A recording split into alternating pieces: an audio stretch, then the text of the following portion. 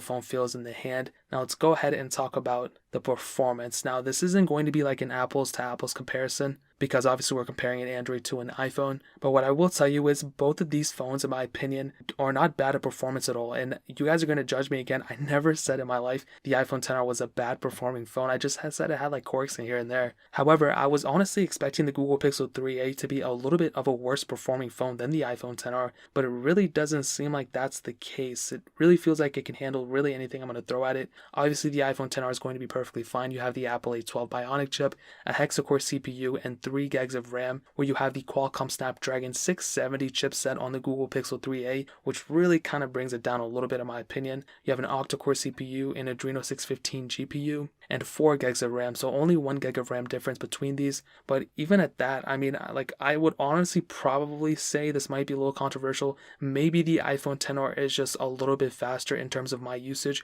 The iPhone XR is a very fast performing phone, but so far from what I've tested, the Google Pixel 3a is also a very fast performing phone so far. It's not like the fastest thing. I would definitely say like the Google Pixel 3, even the Google Pixel 2 XL in my opinion were very fast performing phones. So in terms of performance, to kind of not make this thing drag longer than it needs to be, I will definitely say both of these phones are very good. I don't feel like one phone is drastically much faster than the other. If you're just buying one in terms of performance, you will probably end up getting more value per dollar from a 3a in terms of performance than maybe a 10R. But even at that, it really just depends which like software you like at the end of the day. Like, do you like iOS or do you like Android? If you're trying to figure out which one is faster, I don't really think it's like a solid comparison right here, if I'm being completely honest. So that kind of covers up everything in terms of performance. I know I kind of like beat around the bush, but like honestly, in real world use, that's all I'm looking at. And in my opinion, I really don't care that much about it. Unless I'm looking at like super old phone and a new phone, then that's cool. But in terms of these, there's really not too much anything crazy going on. Now moving on to the camera. So surprisingly, they're both